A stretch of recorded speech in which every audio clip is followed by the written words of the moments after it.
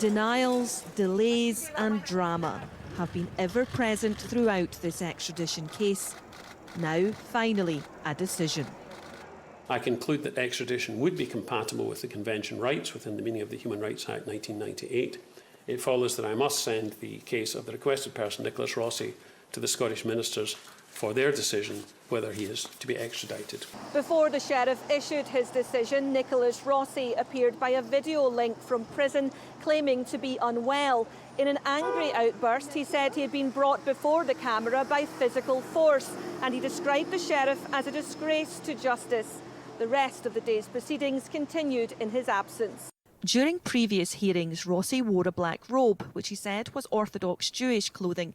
The sheriff was told by a prison doctor she could find no medical reason for his wheelchair, and Rossi avoided questions about his childhood. He also claimed health issues had left him unable to lift his arms above his head. His behaviour to get attention in court then contradicted this. I conclude that he is as dishonest and deceitful as he is evasive and manipulative. Those unfortunate facets of his character have undoubtedly complicated and extended what is ultimately a straightforward case. Nicholas Rossi is believed to have used multiple aliases. His DNA and fingerprints were added to a national database of sex offenders after he was convicted of assaulting Mary Grabinski in Ohio in 2008. This key forensic evidence would later link him to a Utah rape case, leading to an international manhunt. There's no part of my life that he hasn't ruined. Mary Grabinski is speaking out online in the hope of helping others affected by sexual violence. Rossi's conviction in her case didn't end her nightmare. Mary says he launched a smear campaign and unsuccessfully tried to sue her twice. I've spent the last 15 years being a shell of a person. I isolated myself from almost all of my friends, even ones I've known for years. After the attack, I felt marked. I still feel marked, as if I have a dark cloud following me. In his home state of Rhode Island, the 35-year-old is also known by his birth name, Nicholas Rossi. By the time this elaborate obituary was posted in 2020, it's believed Nicholas was already living in the UK. He left behind a string of criminal allegations and debts. He has foster relatives in Florida. He has alleged victims, ex-wives in Ohio. He has alleged victims in Utah.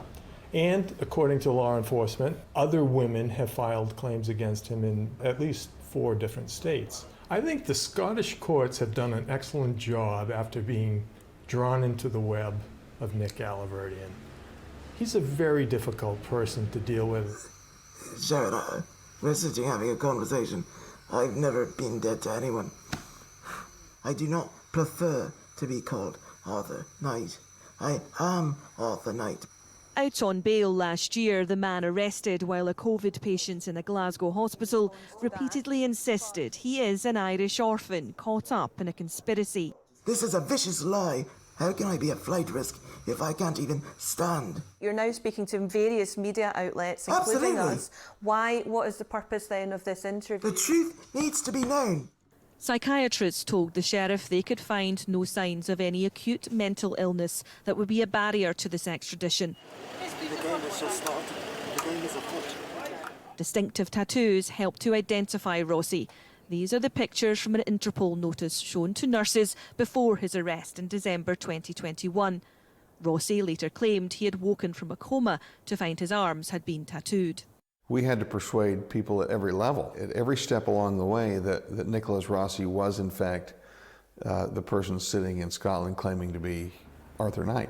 And there is no doubt whatsoever that he's our guy. Miranda Knight was also absent from court earlier. It's the first hearing she hasn't attended to support her husband.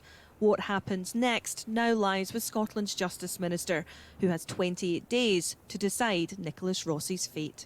Sharon Frew, STV News, Edinburgh.